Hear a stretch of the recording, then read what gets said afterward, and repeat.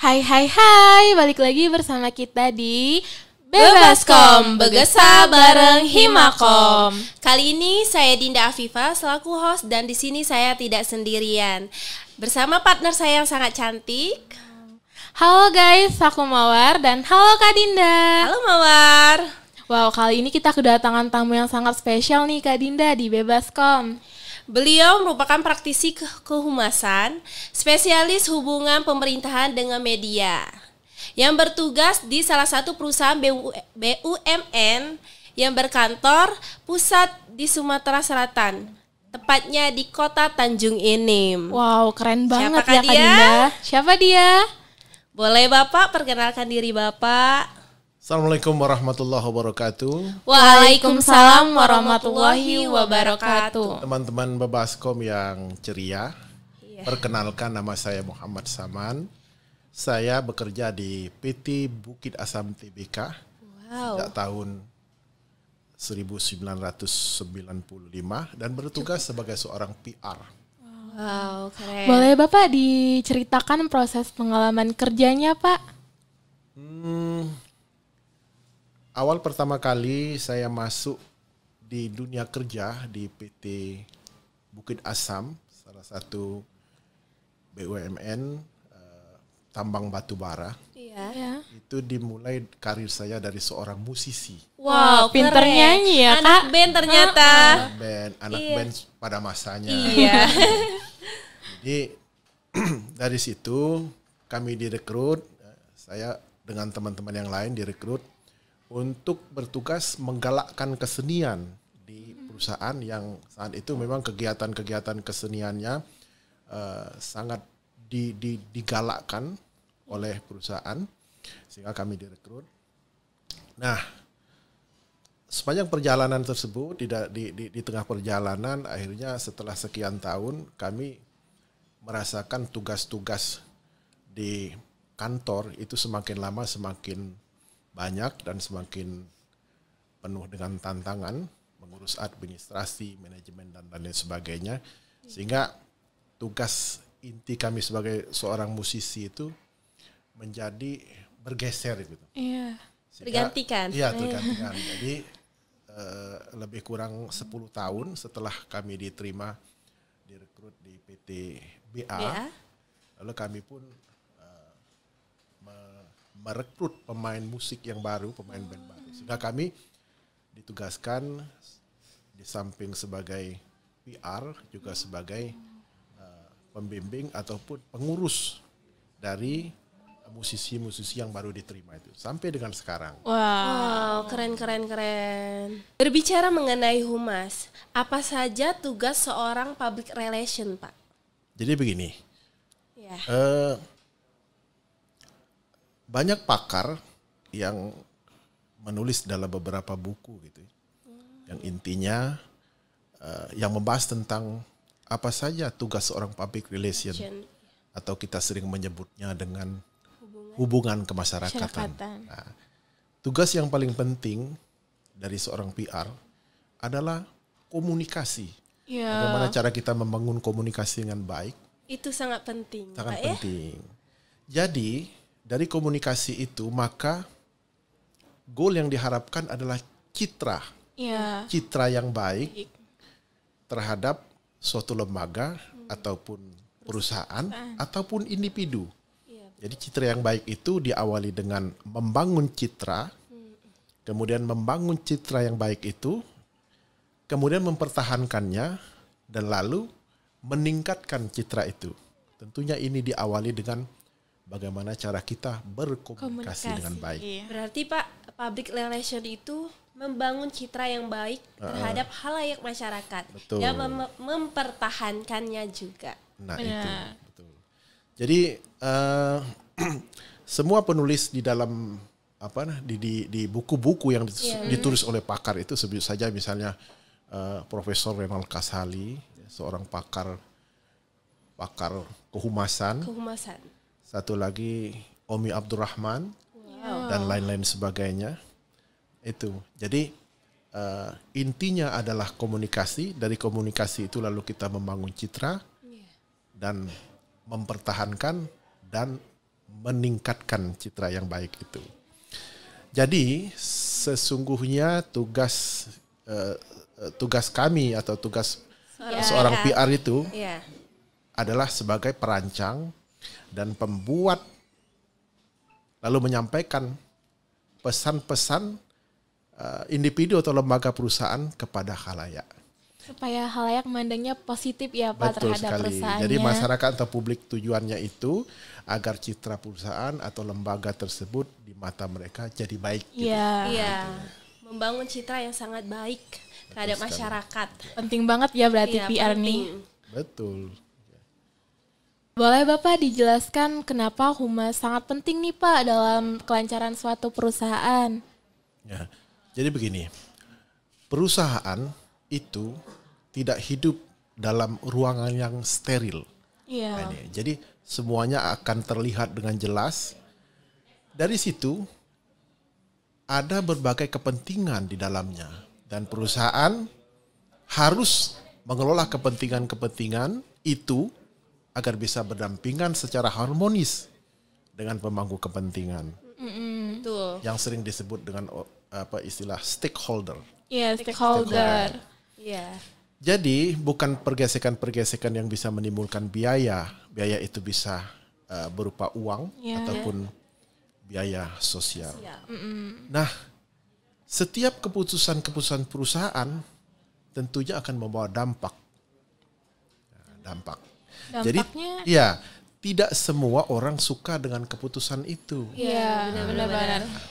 Tetapi sebenarnya dalam membuat keputusan-keputusan, perusahaan sesungguhnya telah membuat kajian-kajian dan mempertimbangkan dengan matang dan detail bahwa keputusan tersebut diharapkan akan memberikan manfaat kepada orang banyak. Iya. Akan memberikan manfaat kepada stakeholder, baik yang berada di lingkungan ring satu perusahaan maupun di ring yang lebih luar lagi. Nah, tentu saja frasa orang banyak, ya, itu ada juga yang disebut dengan frasa orang sedikit, yang biasanya tidak puas dengan keputusan itu. Itu gimana Pak? Nah, Dengan tugas kami sebagai praktisi humas adalah menjelaskan, memberikan pemahaman-pemahaman, memberikan pengertian kepada yang sedikit itu bahwa inilah keputusan terbaik yang harus diambil oleh perusahaan. Nah, jadi kami adalah penyampai pesan dari perusahaan itu. Dan harus diterima sama khalayak ya Pak? Diharapkan bisa diterima. Iya. Iya. Baik Pak, biar kita lebih santai nih Pak, boleh silakan minum dulu Pak. Biar nggak tegang-tegang banget ya. Iya benar. Oke, terima kasih. Bismillah. Dingin ya Kak? Iya. Kok airnya beda ya? Iya. Biar sehat Pak. Oke Pak, kita lanjut ke pertanyaan Pak ya. Mengapa humas harus menjalin hubungan dengan pers? Jadi begini, pers ataupun jurnalis ataupun wartawan itu adalah sesuatu yang penting bagi public relation. Iya. Nah, jadi pers sesungguhnya dapat menjadi media penyampai pesan-pesan dari perusahaan kepada masyarakat. Gitu. Jadi pers sesungguhnya adalah sarana komunikasi. Bagi praktisi humas, menjalin hubungan dengan pers adalah suatu keharusan atau keniscayaan. Ya. Jadi mereka lah yang menjadi sarana komunikasi kami. Pers juga menjadi media kami untuk menyampaikan pesan-pesan penting perusahaan. Jadi misalnya saja kita akan mempublis siaran pers atau press release yang di situ berupa pesan-pesan penting ataupun informasi-informasi penting perusahaan yang informasi itu sangat dibutuhkan baik oleh utamanya investor maupun bagi masyarakat atau publik. Jadi begini, PTBA telah menjadi perusahaan publik atau yang telah menjual sahamnya di masyarakat sejak tahun 2002 yang lalu. Jadi setiap informasi-informasi penting itu sangat dibutuhkan oleh para investor, dan pers merupakan sarana utama kami untuk menyampaikan informasi-informasi penting itu kepada mereka. Dengan adanya pers juga bisa membangun citra positif. Betul, ya Pak ya. tentu saja ya itu yang apalagi kita PTBA jelaskan sangat tadi. terkenal ya. Iya, sangat terkenal sekali. Siapa sih? Sangat ngetop. Iya, siapa yang ngetop. nggak tahu sama PTBA? Kita pengen tahu nih Pak, bagaimana seorang humas agar menjaga hubungan baiknya dengan media massa? Ada banyak cara sebetulnya untuk bagaimana cara kita menjalin hubungan baik dengan media massa ataupun media online ataupun media-media yang lainnya. Antara lain, kita secara formal ataupun tidak formal itu dapat mengundang mereka, para jurnalis tersebut, untuk meliput jika kita punya acara-acara penting yang layak untuk dipublikasikan. Iya, betul.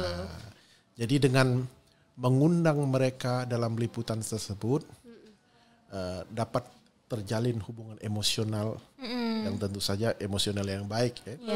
Yang mengakrabkan diri. Jadi ada semacam silaturahmi di situ. Selain itu, kita juga dapat melakukan suatu program, misalnya melakukan perjalanan bersama. Perjalanan, misalnya site visit ke tempat-tempat penting perusahaan. Nah, jadi ini untuk kepentingan perusahaan-perusahaan atau untuk tujuan berwisata. Tentu saja kalau di perusahaan kami ada berwisata tambang. Khusus tambang wisata. Jadi dari situ diharapkan mereka akan menulis. Jadi bagaimana proses bisnis kita dimulai, bagaimana ada hambatan-hambatannya, bagaimana cara kita mengatasi hambatan-hambatan itu. Ya, jadi bagaimana cara kita mencarikan solusi dari setiap hambatan itu. Kemudian kita akan tunjukkan spot-spot atau destinasi-destinasi yang penting untuk mereka agar bisa mereka tulis itu, sehingga masyarakat tahu, oh begini ternyata proses bisnis di PTBA itu. Dengan begitu menambah pengetahuan orang lain juga ya Pak. Iya. Selain itu, kita juga dapat melakukan semacam press gathering, kemudian kita juga bisa melakukan meminta nomor-nomor kontak di pada seluruh pers yang kita jalin hubungannya. Iya, betul. Dengan begitu mempermudah ya Pak. Mempermudah lagi komunikasi. Lagi-lagi komunikasi. Komunikasi tujuannya untuk mempertahankan atau membangun citra yang positif kepada khalayak. Saya kira itu mungkin ada beberapa, sebetulnya banyak cara-cara yang lain gitu. Iya, benar.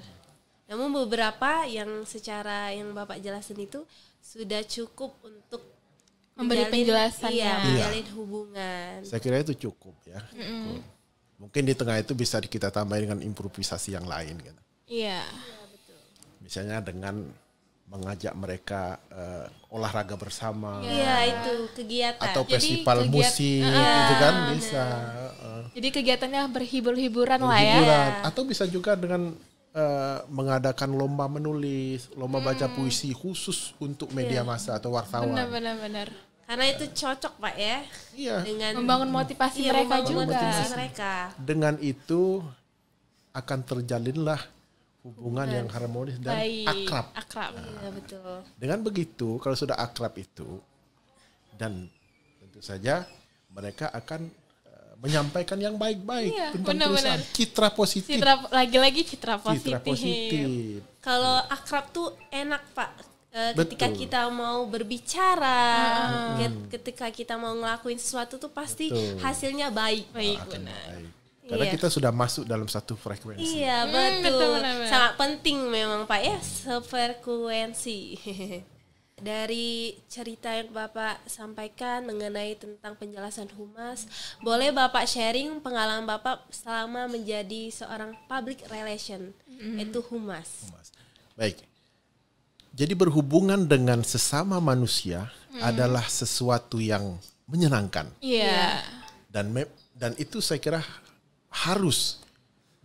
Jadi harus berhubungan dengan manusia. Karena manusia berinteraksi ya, Pak. Berinteraksi. Namun dalam suasana tertentu tidak semua hubungan itu baik. Benar-benar. Dalam konteks harmonis. Iya. Kadang-kadang ada juga miskomunikasi. Iya, itu adanya perbedaan pendapat mungkin ya, Pak. Perbedaan pendapat, Benar. miskomunikasi itu dapat menimbulkan suasana yang tidak nyaman. Nah, itu. Jadi dalam kondisi ini saya dan teman-teman humas lainnya itu berupaya untuk mengendalikan emosi, sabar, ya, calling down. Iya. Dan bagi saya yang paling penting adalah bersikap adil saja. Benar. Adil dalam memperlakukan masyarakat dan pers. Nah, jadi sesungguhnya kita ini saling membutuhkan. Iya, Bukan ketergantungan. bukan saling menjatuhkan. benar. Kita saling butuh. Benar. Terjadinya adu argumentasi adalah sesuatu yang biasa dalam kegiatan kehumasan sehari-hari. Tetapi kita harus memahami masyarakat, memahami kultur mereka, budaya mereka, dan berusaha untuk selalu menjadi pendengar yang baik dari keluhan-keluhan mereka. Penting banget ya Kak Dinda seorang PR ini di masyarakat. Betul sekali. Jadi tentu saja ketika terjadi atau sebut saja clash kecil, misalnya ada gesekan-gesekan kecil, masalah. Iya, tidak semua praktisi humas atau orang humas bisa menyelesaikan saat itu juga. Iya benar. Ada Kadang-kadang, diskusi dulu ya, iya, Pak. kadang-kadang Butuh waktu. Tidak semua kasus ya bisa diselesaikan pada saat itu. Tetapi bagaimanapun kami terikat dengan aturan-aturan. Kami punya atasan lalu punya lagi atasan. Punya pimpinan. Iya, jadi kalau ada kasus yang sifatnya sangat strategik, maka kami tidak bisa langsung memutuskan pada saat itu. Kami adakan musyawarah dulu. Musyawarah, komunikasi dengan atasan. Sehingga dari atasan itulah akan muncul suatu keputusan yang tentunya informasi itu telah kita sampaikan. Benar. Dari bahan informasi yang kita sampaikan itulah, lalu setelah hasil diskusi, maka muncullah suatu hasil yang perlu kita sampaikan kepada masyarakat. Iya benar. Jadi semua keputusan itu enggak harus dari PR, tapi kita harus komunikasi dan punya kesepakatan kepada pimpinan kita. Artinya tidak semua kasus. Ya. Jadi kalaupun itu bisa kita selesaikan, misalnya ada beberapa permohonan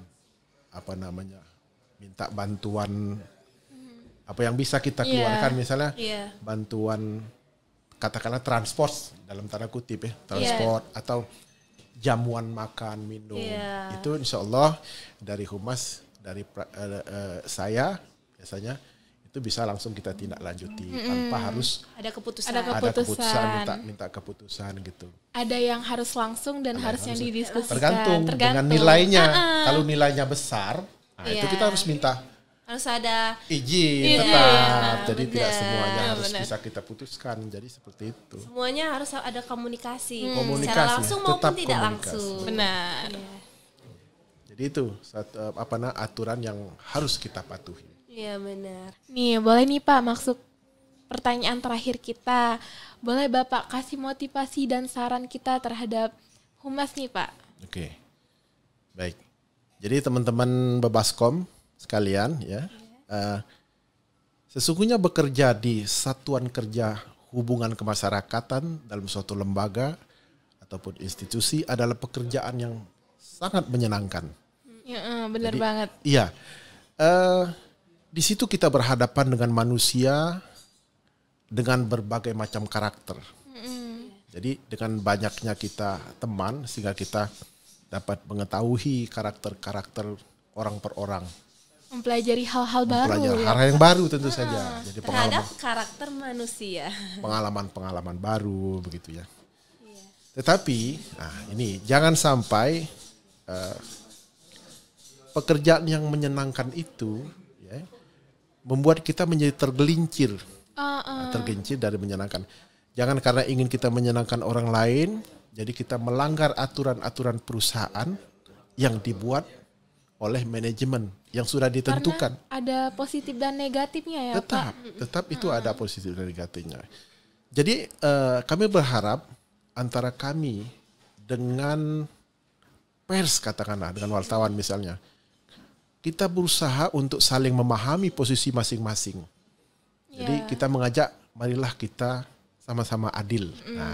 Sebagai praktisi humas, tentu saja saya berharap kita tidak terjebak dalam tugas-tugas protokoler. Misalnya menampiki tamu dan lain-lain sebagainya. Tugas humas adalah memberikan informasi kebaikan tentang pesona perusahaan, tentang yang baik-baik, prestasi perusahaan kepada orang lain, kepada publik. Ya, untuk meningkatkan citra positif. Lagi-lagi citra positif. Untuk membangun citra yang baik. Betul. Jadi dari sini teman-teman Bebaskom sekalian, humas harus tahu tentang perusahaan. Jadi kita dituntun untuk mempelajari lebih banyak informasi tentang perusahaan. Jadi humas itu adalah orang yang paling banyak tahu tentang seluk-beluk perusahaan. Karena dia harus menyampaikan informasi tadi. Betul sekali. Misalnya kalau di kami itu, seorang humas harus tahu berapa banyak kereta yang diberangkatkan dari Tanjung Inem ke Kertapati, berapa banyak gerbong yang dikirim dari Tanjung Inem ke Tarahan Lampung, berapa banyak setiap gerbong itu ada berapa ton, berapa banyak dan di mana saja itu dikirim. Dan humas harus mengetahui harus mengetahui paling tidak yang dangkal-dangkalnya saja begitu. Benar. Walaupun tidak terlalu mendalam. Nah, jadi teman-teman Bebaskom sekalian, hal-hal yang penting untuk kita ketahui sebagai seorang praktisi humas, kita harus banyak mengetahui, berusaha untuk selalu belajar. Jadi gitu. Iya benar. Banyak sekali nih masukan dari Bapak, penjelasan mengenai tentang humas di suatu perusahaan maupun hubungan dengan masyarakat. Dan intinya juga seorang humas ini harus membangun citra positif ya Kak Dinda di mata publik. Itu wajib. Wajib. Ya, Pak. Karena humas itu emang tugasnya membangun citra yang sangat baik di depan halayak masyarakat terhadap perusahaannya.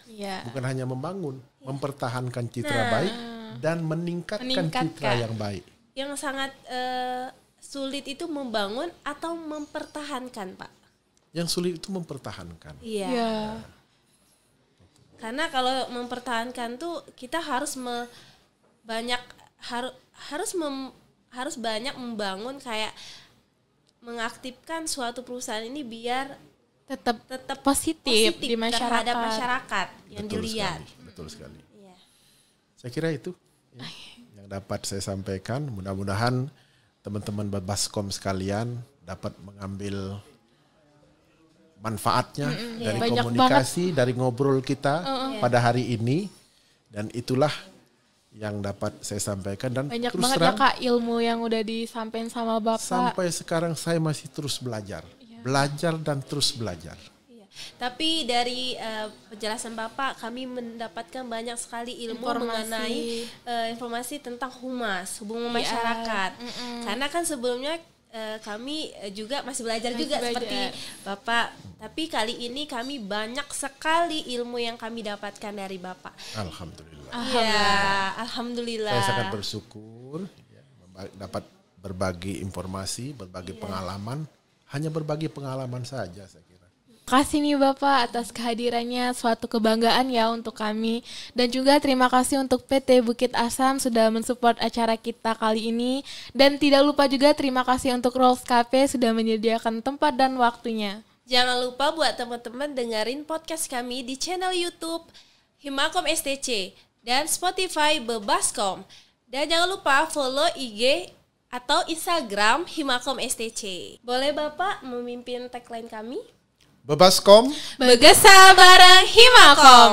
Himakom, Bangga berkomunikasi. Humas PTBA, Harmonis bersama lingkungan. Mind ID, We explore.